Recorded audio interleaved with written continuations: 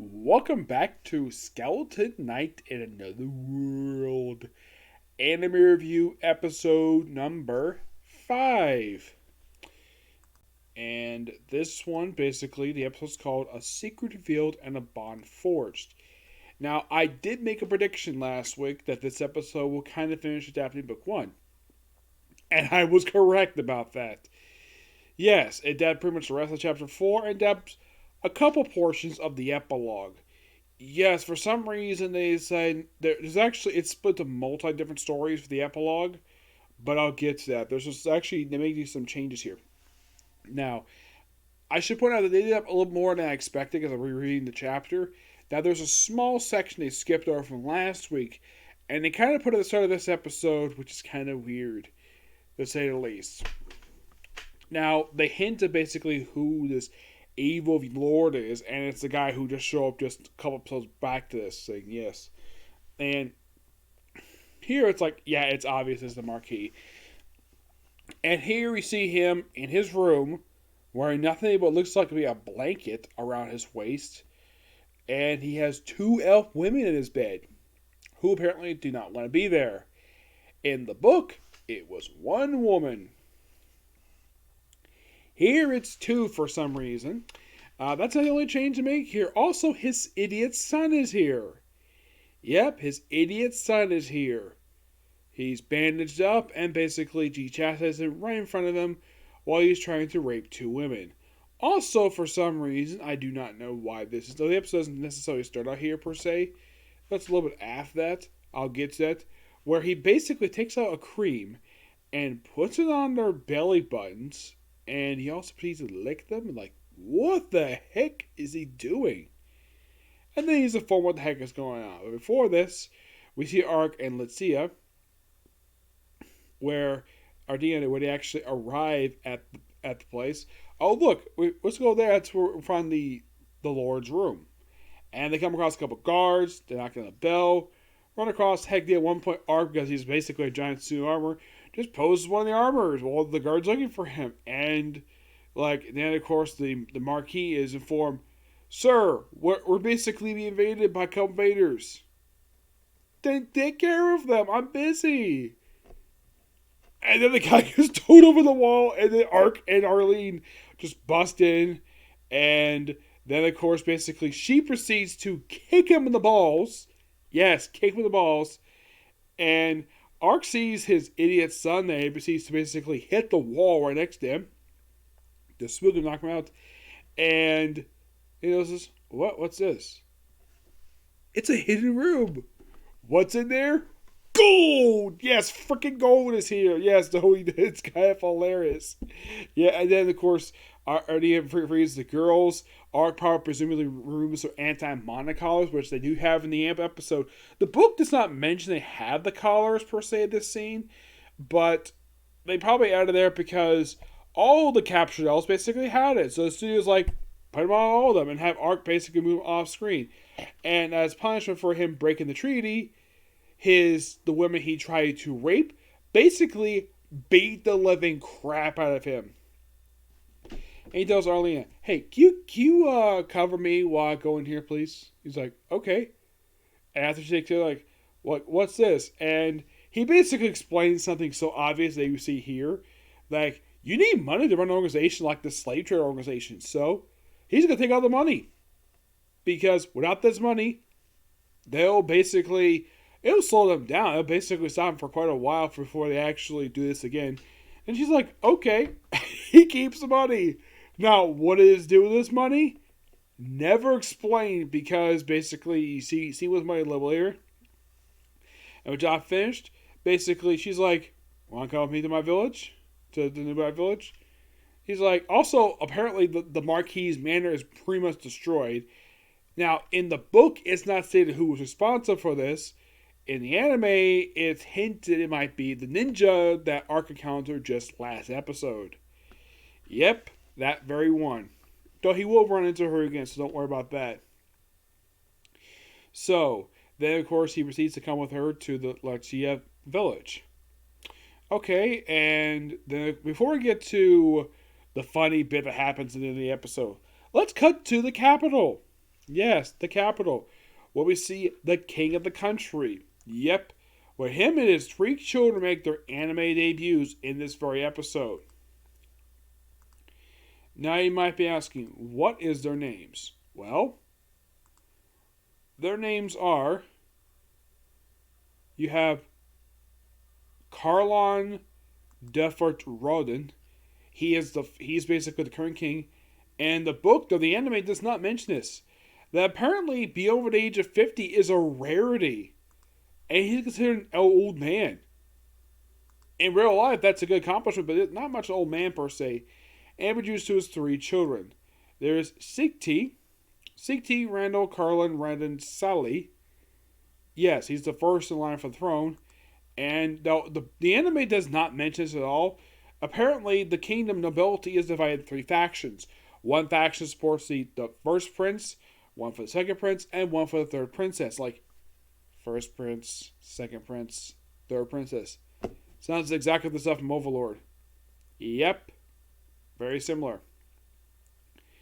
There's also Docris, who is a bit of a jealous person, and the way he's shown in the anime is that he's a punk. This type of dressed basically in the traditional clothes. And then there is Urina, who is a blonde-haired woman who's a princess, who, appearance-wise, reminds me of the princess from Overlord, except she doesn't have a split personality. And also, she doesn't try to murder her maids when they try to disrespect her bodyguard. Yes. There's also Fernia, who is practically the second maid introduced in the series. The first one was introduced back in the pilot episode, and they also have basically the mentioning of Seritia, who was the offspring of the king. Yes, as for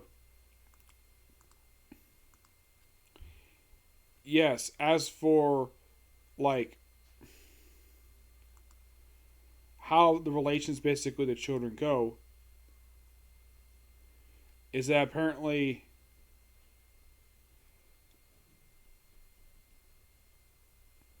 so apparently his only daughter, who is not featured here, she's married to the Duke of another country. The Duke of, what is the name of the place?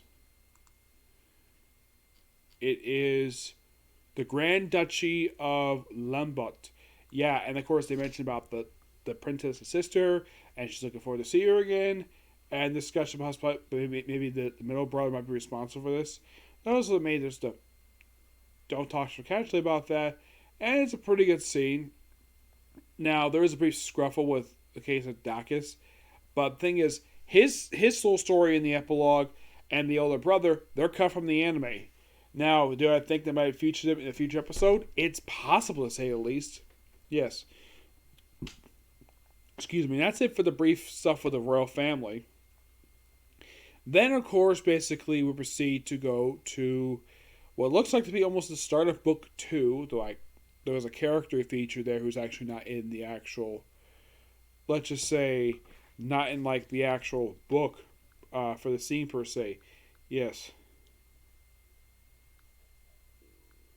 Let me take a look here just to be sure about that.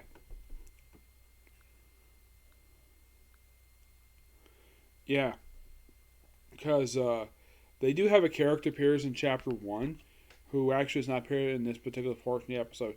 You just have Arlene and Ark. By the way, when after the mission is complete, Ark shows her his head. Though in the book, basically, there's actually a couple elves with Arlene when she does this scene. In the anime, they're completely removed. Probably due to time, and it would look kind of awkward.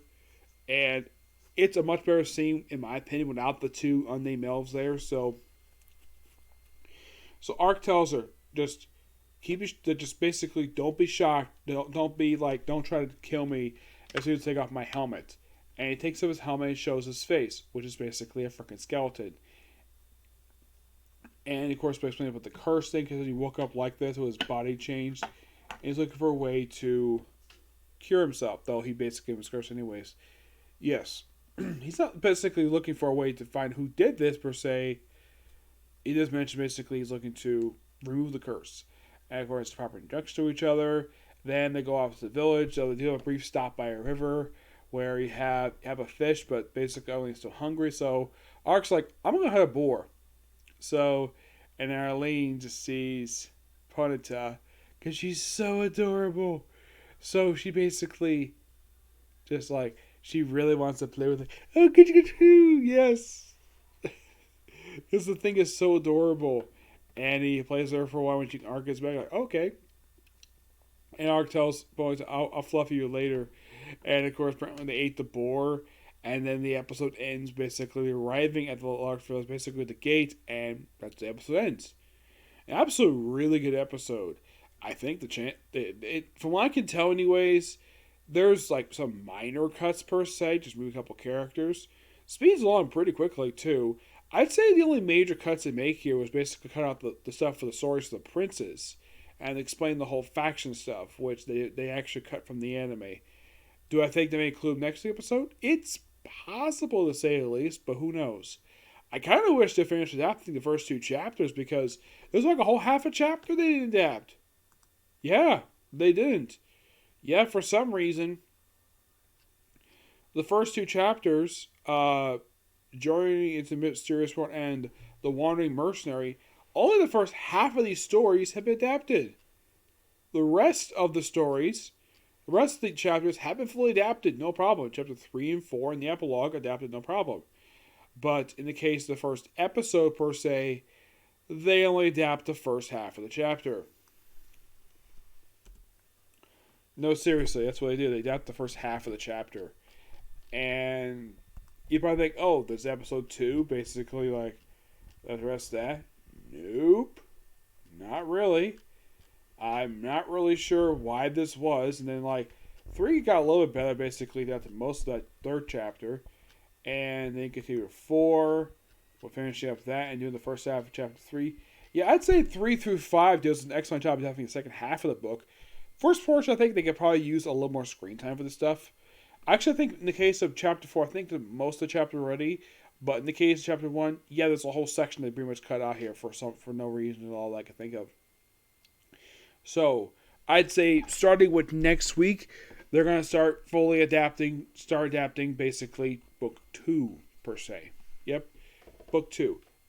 Do I think it finished up in this season? It's possible to say at least. How long would it take to adapt book 2? Do I think it's 5 episodes? I'm not sure.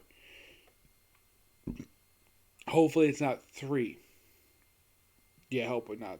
The book itself is actually only 196 pages. Yeah, it's shorter than book 1 by about, I think it was like 10 pages, I think it was. Yeah, about 10 pages shorter. Yeah, we'll find out next week. Okay, so that's the single review. Next one's going to be a couple actually about 3 comic corners I'm going to do. I'm actually just going to do 2. And then I'll do the third one after I do my next one. It's going to be case closed. Okay, next video.